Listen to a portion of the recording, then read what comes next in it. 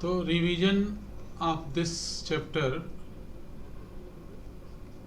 कौन सा, electric charges and fields ना, बोलो बेटा, इलेक्ट्रिक चार्जेस एंड फील्ड्स।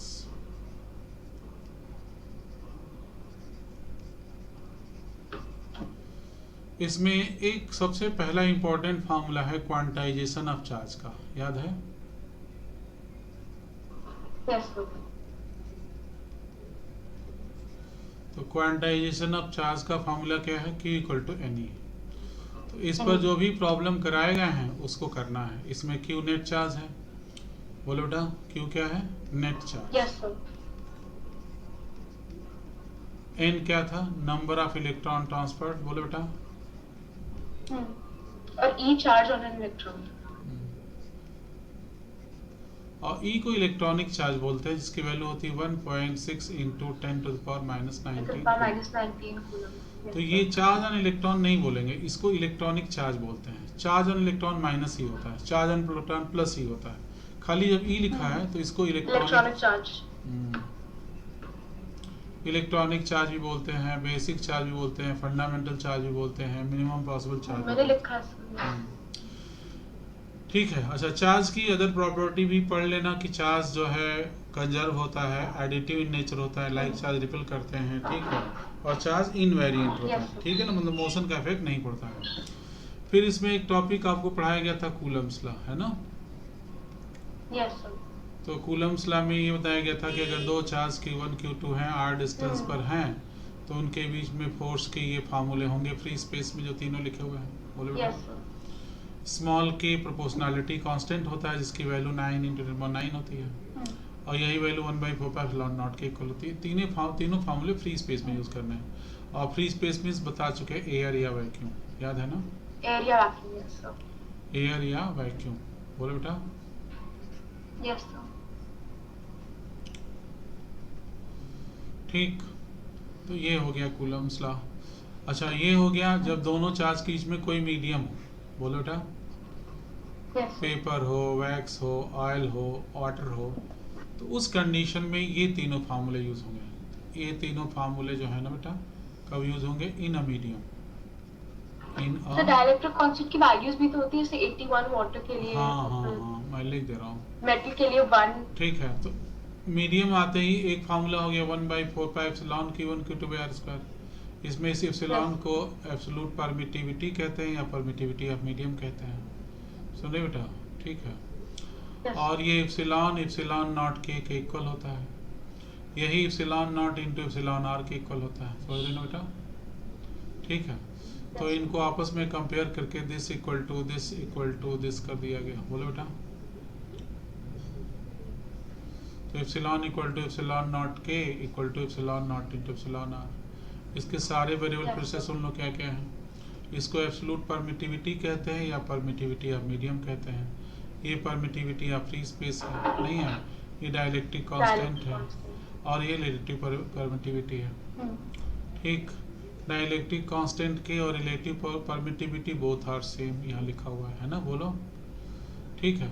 और यहाँ से अगर k को डिफाइन करोगे तो ε/ε0 आ जाएगा ना, बोलो। εr को डिफाइन करोगे तो भी हो जाएगा ε/ε0। तो ये डेफिनेशन हो गई इसकी। It is ratio of permittivity of medium to the permittivity of free space. अब k की कुछ वैल्यूज, k और epsilon r both of same and it has value 1 for free space. तो फ्री स्पेस की value इनकी 1 होती है। k equal to epsilon r more than 1 for other medium, ठीक, अदर मीडियम, बोले बेटिया। k equal to epsilon r equal to 81 for water, for water. और undefined होता है, मतलब इनफाइनाइट ले लेते हैं, किसके लिए, मेटल के लिए, बोलो बेटा। मेटल्स के लिए, है ना, बोलो। इसके बाद इसमें एक चीज पढ़ाई गई थी, Coulomb's law in vector form, पढ़ाया गया था ना।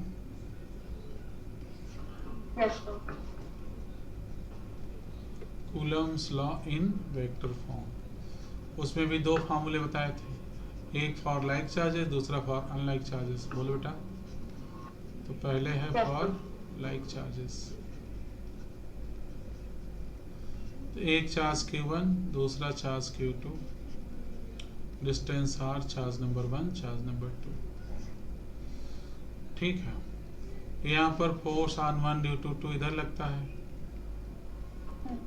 तो जिस नंबर पर फोर्स लगता है उसको पहले लिखते हैं, जिसके द्वारा लगाया जाता है force on Q due to 1, force on 2 due to 1। Meaning लिखवा चुके हैं, बस रिवीजन में तो फटाफट बोल दे रहे हैं।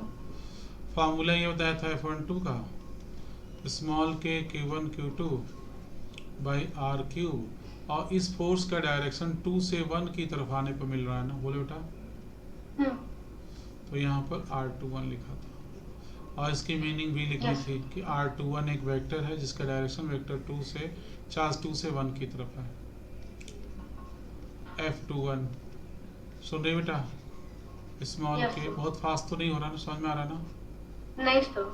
Q1 Q2 by r cube, और इस फोर्स का डायरेक्शन 1 से 2 की तरफ जाते समय मिल रहा है ना, एरो इधर है ना, लेफ्ट राइट बोलो। तो R12 R1 1 ड्यू टू 2। याद करने का तरीका बताया था, लाइक में अनलाइक नंबर्स होते हैं, नहीं है बोलो? ठीक, जस्ट इसके रिवर्स भी लिखा रहता है, वो भी सही है, लेकिन इसमें ये इसका मीनिंग लिखना पड़ता है हर जगह, चाहे इसके पहले वाला मतलब इसका रिवर्स वाला लिखो चाहे वाला लिखो, मीनिंग लिखना पड़ेगा कि R21 is a vector from 2 to 1, R12 is a vector from 1 to 2, ये मीनिंग आपको लिखनी पड़ेगी। ठीक है बेटा? ठीक, फिर एक दूसरा फॉर्मूला भी तो होता है जिसमें हम लिखने जा रहे हैं, लिखने जा कहता रहे हैं। है? एक मिनट बेटा, थोड़ा समय लगेगा ना वहां तक पहुंचने में। और अनलाइक चार्जेस, ठीक है, अनलाइक चार्जेस बोलो बेटा। ठीक, अब कुछ ही सेकंड के अंदर नहीं लिख देना, दूसरा भी लिखने के लिए थोड़ा वक्त चाहिए। डिस्टेंस आर है, चार्ज नंबर 1, चार्ज नंबर 2, बोलो बेटा। तो ये हो गया फोर्स ऑन 1 ड्यू टू 2, और ये हो गया फोर्स ऑन 2 ड्यू टू 1। तो मीनिंग तो फोर्स की वही है, बस डायरेक्शन बदल गया। F12 का डायरेक्शन 1 से 2 की तरफ है, और F21 का डायरेक्शन 2 से 1 की तरफ है। F12 यहाँ लिख दो, small k Q1 Q2 by r cube, और इसका डायरेक्शन 1 से 2 की तरफ है, नहीं है? और F21 भी लिख लो यहीं पर लगे हाथ, small k Q1 Q2 by r cube, और इसका डायरेक्शन 2 से 1 की तरफ है, नहीं है? Yes sir. तो ये हो गया हमारा Coulomb's law in vector form for unlike charges. ठीक, बोलो सर क्या? एक क्वेश्चन पूछना है सर। हाँ रुक जाओ, कंप्लीट कर लेना इसको, थोड़ा सा और रुक जाओ, ठीक है, अभी पूछ लेना तुरंत, ठीक है। इसमें एक चीज और था सर, एक बार अंडू कर दीजिए मुझे, अगर कहते हो करना। अच्छा लिखना है, ठीक है, तो लिख सर अगर स्क्रीनशॉट ये तो रखा ही हुआ है, बाद में मैं इसका प्रिंट आउट निकाल के रिवाइज कर लूँ। ठीक ठीक ठीक, फटाफट ले लो स्क्रीनशॉट, पहला स्क्रीनशॉट यहाँ पर लो, लेकिन लिख लेना, मुझे चाहिए कॉपी में लिखा हुआ, फोटो खींच के मुझे भेजना, या जो प्रिंट आउट निकाल के रखती हो उसको दिखा देना मुझे वीडियो ऑन करके। हाँ सर, आपको भेज दूंगी सर। हम टीचरों को ये ट्रेनिंग दी गई है कि बच्चे का जब तक रिजल्ट ना निकल जाए तब तक उस पर ट्रस्ट नहीं करना है, ठीक है, चाहे कितना भी सीधा बच्चा हो, कितना भी अच्छा हो। ठीक, जानते हैं कि बच्चा झूठ नहीं बोलेगा, लेकिन फिर भी यस सर, अच्छी ट्रेनिंग है ना? वही सही है सर।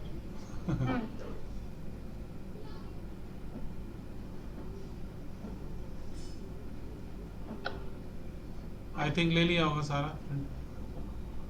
हाँ सर, सब लिख लिया। एक बार और यहाँ ले लो, तो थोड़ा और नीचे कर लीजिए बस। यस, एक और लेना पड़ेगा। हाँ, और आगे कर लीजिए।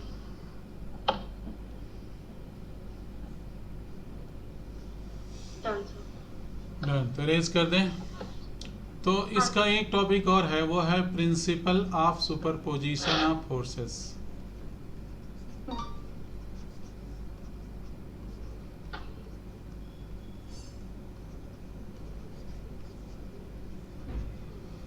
ये क्या कहता है? If two or more charges simultaneously interacting a charge, then the forces do not affect each other, and resultant force on any one of the charge is the vector sum of the forces by individual charges। याद आया? तो मान लो यहाँ पर 3 charges हैं, 2 positive एक negative है, एक चार्ज Q नॉट को इंटरेक्ट कर रहा है, ये चार्जेस को ज्वाइन करने वाला डिस्टेंस दिखाने के लिए हमने इनको मिला दिया।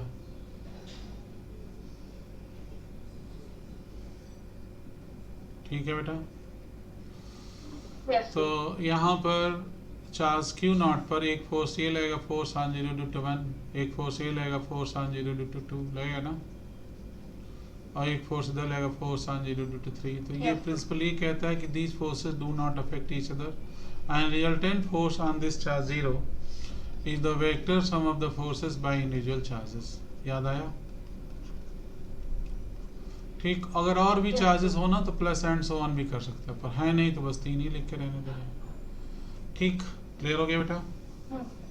ठीक है, तो थोड़ा सा और अगर रुको तो मैं इलेक्ट्रिक फील्ड भी रिवाइज कर दूं, फिर उसके बाद तुम जो है प्रॉब्लम अपना पूछ लेना। ठीक, ठीक, मुश्किल से 10 मिनट और लगेंगे, कर दूं?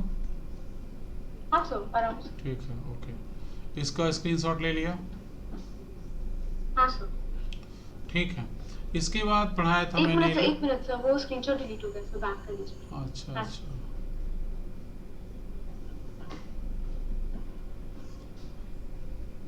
यस सर, आ गया। इसके बाद एक टर्म था, एक टॉपिक था इसमें इलेक्ट्रिक फील्ड। सबसे पहले इलेक्ट्रिक फील्ड डिफाइन किया गया था कि कोई भी चार्ज कैपिटल क्यू है या ग्रुप ऑफ चार्जेस है किसी पॉइंट ओ पर, उसके सराउंडिंग एक पर्टिकुलर स्पेस होता है जहां तक ये दूसरे चार्ज को या तो रिपेल कर देगा नहीं तो अटैक कर देगा। That space is called electric field. अब किसी पॉइंट पी पर इलेक्ट्रिक फील्ड की स्ट्रेंथ क्या होती है? Force on per unit charge होता है ना, बोलो बेटा। और इलेक्ट्रिक फील्ड का डायरेक्शन उधर ही होता है जिधर पॉजिटिव चार्ज पर फोर्स लगता है, नहीं है? बोलो। तो किसी भी पॉइंट पर फॉर्मूला आता है जिसको कहते हैं F is equal to minus Q। हाँ, और यहाँ से अगर डिस्टेंस r है तो इसका फॉर्मूला आता है जिसमें सोर्स चार्ज भी आएगा, small k q by r square, होता है ना, बोलो। ठीक है, तो जल्दी से यहाँ पर एक स्क्रीनशॉट ले लो। यूनिट क्या आती है? न्यूटन पर कूलम, या एक और यूनिट आती है वोल्ट पर मीटर। और इस इलेक्ट्रिक फील्ड का डायरेक्शन वही होता है जो फोर्स का डायरेक्शन होता है।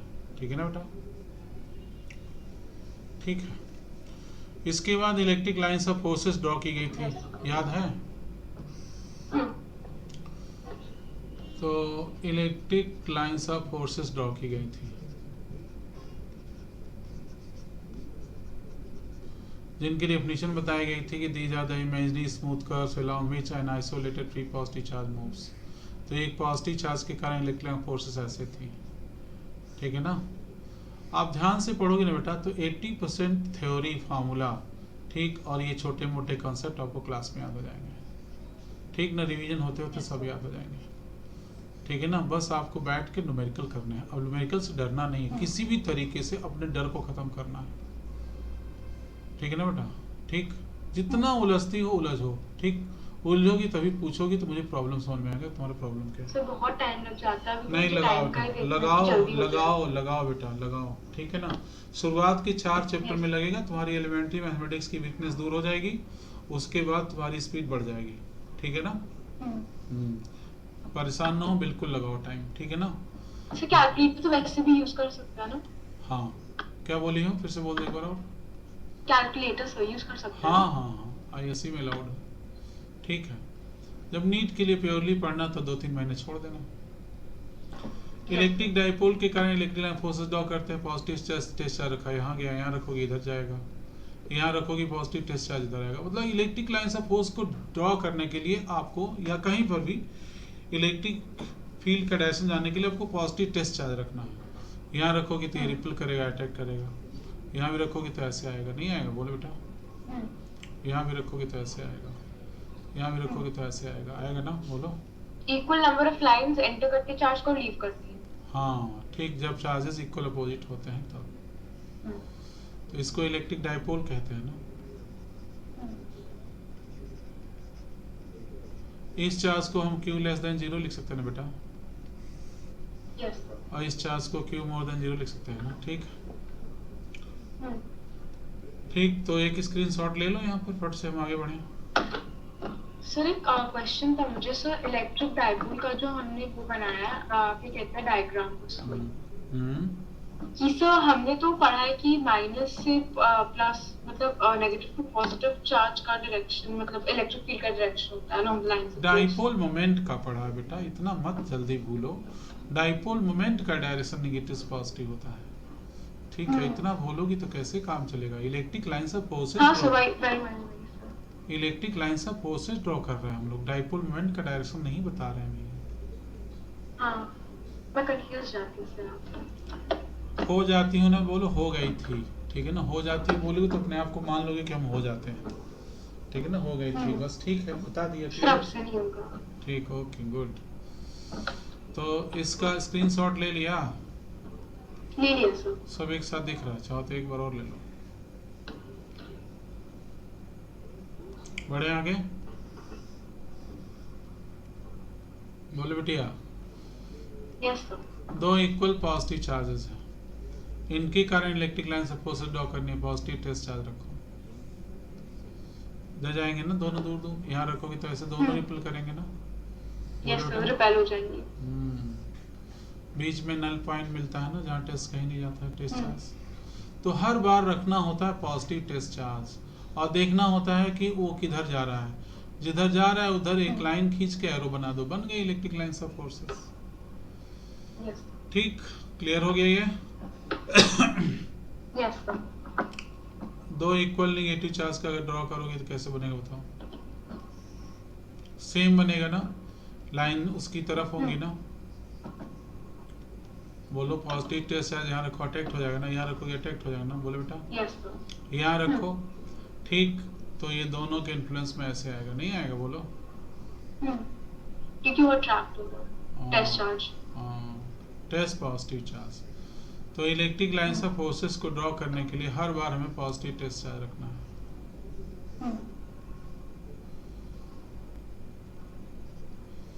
हर बार हमें पॉजिटिव टेस्ट चार्ज रखना है, ठीक। ये मिल गया नल पॉइंट, बोलो बेटा। Yes sir. सर छोटा कर दीजिए थोड़ा सा। Done sir. इसके बाद हम लोगों ने पढ़ा था यूनिफॉर्म इलेक्ट्रिक फील्ड, याद आ रहा है।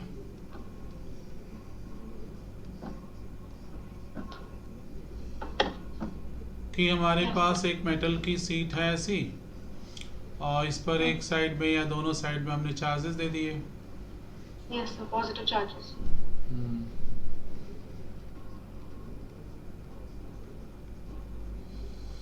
तो इधर इलेक्ट्रिक लाइंस ऑफ फोर्सेस ऐसे बनेंगे ना, they are parallel unidirectional equidistant, बोलो बेटा। Yes sir. तो इसको यूनिफॉर्म इलेक्ट्रिक फील्ड कहते हैं हम लोग, बोलो बेटा। और अगर इसमें कोई चार्ज रखा है और वो पॉजिटिव चार्ज है, तो वो along the lines of force उसका डायरेक्शन होगा। फोर्स और अगर नेगेटिव है तो उस पर फोर्स जो लगेगा उस फोर्स का डायरेक्शन पूरा क्लियर बोलो। कि अगर इस इलेक्ट्रिक फील्ड के अंदर हम कोई पॉजिटिव चार्ज रखें, ठीक है ना, तो इस पॉजिटिव चार्ज पर फोर्स इलेक्ट्रिक फील्ड के डायरेक्शन में लगेगा, उस फोर्स की वैल्यू क्या होगी, ठीक है ना। और अगर सेम इलेक्ट्रिक फील्ड में अगर हम कोई निगेटिव चार्ज रखें तो इस पर फोर्स इलेक्ट्रिक फील्ड के अपोजिट लगेगा, और उस फोर्स की वैल्यू भी वही होगी, क्या, Q इंटू ई, बोलो बेटा। इस फोर्स की वैल्यू भी माइनस नहीं बेटा, कितने बार बताऊं, चार्ज का साइन नहीं लिखना है वेक्टर क्वांटिटी कैलकुलेशन में। हाँ, बोलो। ठीक, माइनस क्यू मुझे क्यों याद है। गलत याद है, किसने बता दिया माइनस क्यू रखो। पता नहीं सर, दिमाग में सब कुछ मिक्सअप हो जाता है कभी-कभी। ठीक, कहीं पर भी नहीं लिखा हो पाओगे। हमेशा डायरेक्शन, निगेटिव चार्ज के कारण डायरेक्शन ऑफ फोर्स चेंज होता है, उसका मैग्नीट्यूड तो वही रहता है। हम लोग फोर्स का मैग्नीट्यूड लिख रहे हैं ना, बोलो। समझ में आ गया। यस। ठीक, और हमने इसकी प्रॉपर्टीज भी बताई थी कि electric lines of forces originate from the positive charge and terminate at negative charge, याद है। Yes. Tangent drawn at any point on the electric line of force will give the direction of force acting on the positive charge placed at that point, बोला था ना। ठीक, ये भी बताया था कि दो इलेक्ट्रिक लाइंस ऑफ फोर्सेस कभी इंटरसेक्ट नहीं करती हैं, क्योंकि अगर इंटरसेक्ट करेंगी तो वहाँ पर दो टेंजेंट, उनकी दो टेंजेंट इक्विडिस्टेंट हमेशा रहता है, और कभी इंटरसेक्ट करते, ये वाला था।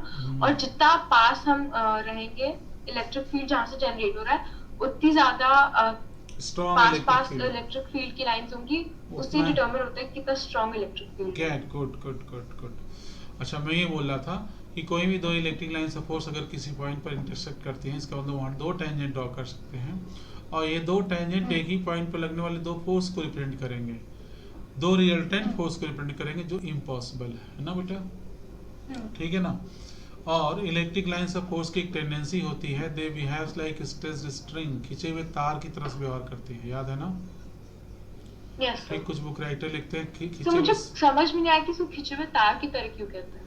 ठीक, देखो है क्या ना, अपनी पोटेंशियल एनर्जी को हर सिस्टम कम करना चाहता है, ठीक है ना। और पोटेंशियल एनर्जी कम करने के लिए, ठीक है, वो अपने सिस्टम को ऐसा रखना चाहता है कि पोटेंशियल कम रहे, ठीक है। तो एनर्जी लॉस सबसे कम। हाँ, तो उसमें अगर इलेक्ट्रिक लाइंस ऑफ फोर्स की लेंथ ज़्यादा होती है तो पोटेंशियल एनर्जी सिस्टम की ज़्यादा होती है, लेंथ कम होती है तो पोटेंशियल एनर्जी कम होती है, इसलिए अपनी लेंथ को कम करना चाहती है। ठीक, आगे और एक्सप्लेनेशन है इसका, ठीक है, जब potential energy of the charges पढ़ेंगे तो। अच्छा, अपनी लेंथ के परपेंडिकुलर डायरेक्शन में एक दूसरे से दूर हटना चाहती हैं, they create lateral pressure on each other, that's why two like charges repel each other, याद है।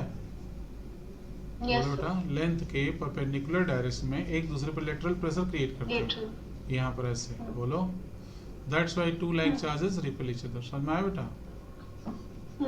ठीक, तो ये हो गया प्रॉपर्टीज। फिर हमने बताया था आपको इलेक्ट्रिक डाइपोल, पढ़ाया था ना। Yes, sir. Product of charge and distance. ना ना और, ना बेटा, इतना ना भूलो, इलेक्ट्रिक डाइपोल अलग है, आप पढ़ा करो Yes, बेटा, sir. पढ़ाने के बाद पढ़ती नहीं हो। ठीक, मैं साफ साफ कह रहा हूँ, मैं गलत नहीं बोलता। मैंने रिवाइज किया था थ्योरी। ना ना ना, इलेक्ट्रिक डाइपोल मैंने इज अ मोमेंट सिस्टम। बता दिया गलती। हाँ, इलेक्ट्रिक तो मोमेंट और मोमेंट, इलेक्ट्रिक डाइपोल में अंतर है ना बेटा। ठीक, एक ऐसा सिस्टम जिसमें दो इक्वल अपोजिट चार्ज एक दूसरे से स्मॉल डिस्टेंस पर फिक्स हो, उस डिस्टेंस को 2l लेते हैं, कैलकुलेशन आसान हो जाता है, half length l, remaining half length l हो जाती है। तो डाइपोल इस सिस्टम का नाम है बेटा, इसकी एक प्रॉपर्टी है इलेक्ट्रिक डाइपोल मोमेंट, ठीक है ना। अब नहीं भूलना चाहिए, बता दे रहे हैं श्रेया, ठीक है ना। इलेक्ट्रिक डाइपोल में दो ऑपोजिट चार्जेस होते हैं, चार्जेस के बीच में हाँ 2l लेंथ होती है। हाँ, पहले देखो, पहले की बिगनिंग है इलेक्ट्रिक डाइपोल होता क्या है, फिर उसके बाद इसकी कैरेक्टरिस्टिक आती है कि इलेक्ट्रिक डाइपोल मोमेंट क्या होता है। मोमेंट, हाँ। इसके एग्जाम्पल थे HCl, NaCl, याद है, H2O, बोलो, आयोनिक कंपाउंड्स। ठीक, हाँ ठीक है। उसके बाद था इलेक्ट्रिक डाइपोल मोमेंट, आप भूलोगी तो डांट खाओगी बहुत बुरी वाली। इलेक्ट्रिक डाइपोल आज ढंग से रिवाइज कर लेना बेटा, कोई फायदा नहीं, 100 बार पढ़ा दूंगा तब भी भूल जाओगी अगर ढंग से रिवाइज नहीं करोगी तो, ठीक है ना। 100 बार पढ़ाने के बावजूद भी बच्चे भूल जाते हैं अगर रिवाइज ना करें। रिवाइज करो, याद भी कर रखो उसको, ठीक है ना, मन में सोचो बैठ के, ठीक है ना, इधर उधर की बातें कुछ भी ना सोचो, सिर्फ फिजिक्स के विषय में सोचो 2-3 दिन तक, ठीक है ना। हाँ, जो वर्ड्स बोलते समय लड़खड़ाती है ना जबान, वो नहीं लड़खड़ाएगी, ठीक, जो बोलना चाहती वही बोलोगी। अभी वो पॉजिटिव नेगेटिव चार्ज वाले में तुम बोलना कुछ और चाह रही है, तुम्हारे वो मुंह से वर्ड्स कुछ और निकल रहे हैं, this is only lack of, ठीक है ना, लर्निंग, बोलो बेटा, ठीक है ना। अब अच्छे से देखो, ये 2 बार हो गया एक तरह से देखो तो, ठीक है ना।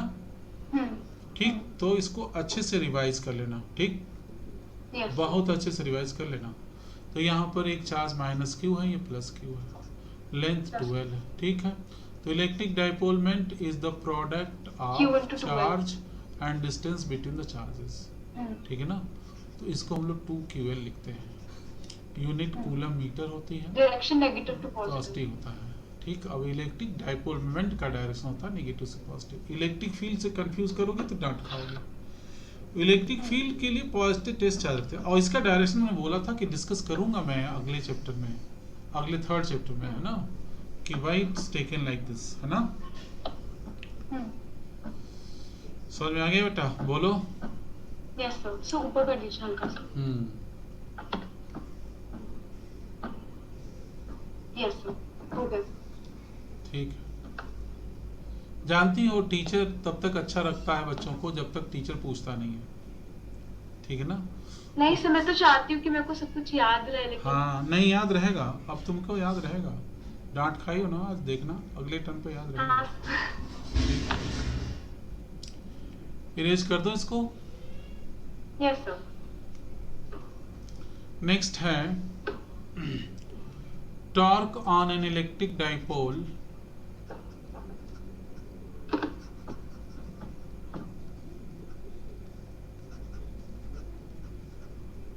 inside the uniform electric field.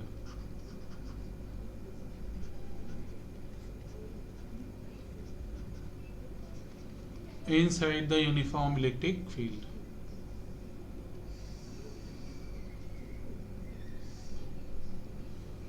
तो यूनिफॉर्म इलेक्ट्रिक फील्ड कैसा होता है बिटिया? Parallel, unidirectional and equidistant. याद आ रहा? Yes, sir.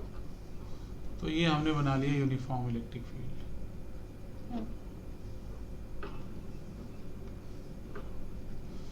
इलेक्ट्रिक फील्ड की स्ट्रेंथ है E। इसके अंदर हमने एक रख दिया डाइपोल,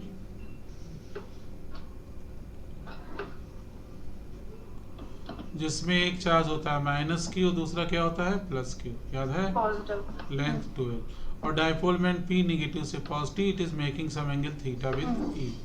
तो थीटा को याद रखना है, थीटा इज एंगल, याद करोगी कभी प्रॉब्लम नहीं करवा, is the angle between vector P and vector E। ऐसे याद रखोगी तब न्यूमेरिकल कर पाओगे। सुन लिया ना? ठीक। इस पॉजिटिव चार्ज पर फोर्स लगता है इलेक्ट्रिक फील्ड के डायरेक्शन में और फोर्स होता है QE। नेगेटिव चार्ज पर फोर्स लगता है इलेक्ट्रिक फील्ड के अपोजिट और इसकी वैल्यू होती है QE। देखा डांटने का असर? अब नेगेटिव नहीं निकलेगा मुंह से। Yes, sir. ठीक। मेरी डांट बहुत बुरी भी नहीं लगी बेटा, ठीक है ना? तो मुझे अच्छी लगती है, कम से कम मुझे याद रहता है। ठीक है। हाँ, ट्रायंगल ABC बनाया था ना, याद है? ये एंगल भी थीटा हो जाता था। और फिर टॉर्क का फॉर्मूला निकला था P sin थीटा। अब डेरिवेशन तो करूंगा ना मैं, ठीक, जिसको अगली लाइन में लिख सकते हैं P cross E। E cross P मत कर देना कभी, P क्रॉस E। तो ये बड़े इंपॉर्टेंट फार्मूले हैं, न्यूमेरिकल भी करना है। Yes sir. ठीक। इसी में एक फार्मूला और आया था, इसका स्क्रीनशॉट ले लो तो एक बार। ले लिया सर। गुड। इसी में एक फार्मूला आया था, जैसे torque equal to P sin theta में लिखा था if theta equal to 90 degree, torque maximum आया था ना P इंटू E, क्योंकि साइन 91 होता है तो P इक्वल टू एक फॉर्मूला और आया था टॉर्क मैक्स बाई E। याद आ रहा है? तो जैसे मैंने अब पढ़ाया है ऐसे रिवीजन करना है इस साल के एग्जाम के लिए, चाहे नीट के लिए हो, चाहे JEE मेंस के लिए हो, ठीक ना, या आपके बोर्ड एग्जाम के लिए हो, ठीक है ना? ऐसे ही रिवीजन करना। मैं रिवीजन की भी एक अलग से कॉपी बना लूंगी सर। ठीक। हाँ, ये जो पद लिखवा रहा हूँ ना ये सब अलग से लिख देना, ठीक ना? बोलो। ठीक। और यहाँ से एक और डेफिनेशन बनी थी कि if E equal to 1 newton per coulomb, बोलो, तो P equal to torque max था। याद है ना? बोलो कि electric dipole moment equal to maximum torque acting on the dipole when it is placed in a uniform electric field of intensity 1 newton per coulomb perpendicular to it. बताया था ना? बोलो। ठीक। खींच लिया इसकी फोटो? ठीक, पक्का? Yes sir. ठीक, इसको इरेज करता हूँ। अभी पिछले क्लास में मैंने एक टॉपिक और पढ़ाया था, electric field due to electric dipole at end on position. इलेक्ट्रिक फील्ड due to an electric dipole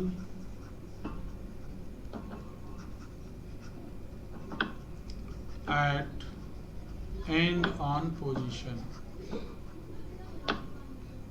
दोनों साइड से एक एक्सिस खींची होती है पहले। एंड ऑन पोजीशन को एक्सियल लाइन भी बोलते हैं, परपेंडिकुलर बाइसेक्टर भी बोलते हैं। ठीक है, जरा एक तो डाइपोल ये हम लोगों ने बना लिया एक, ठीक ना बेटा? Yes sir. या -Q + Q चार्ज, लेंथ 12 ना?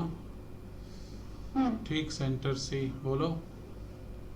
Yes sir. ठीक है, तो सेंटर से R डिस्टेंस पर इस पॉइंट P पर इलेक्ट्रिक फील्ड, पहली बात तो ये जान लो कि यहाँ P निगेटिव पॉजिटिव लेते हैं ना, तो यहाँ पर जो E होता है एंड ऑन पोजीशन जो E निकला था वो along the direction of P है। देख रही हो ना, दोनों एक ही डायरेक्शन होते हैं।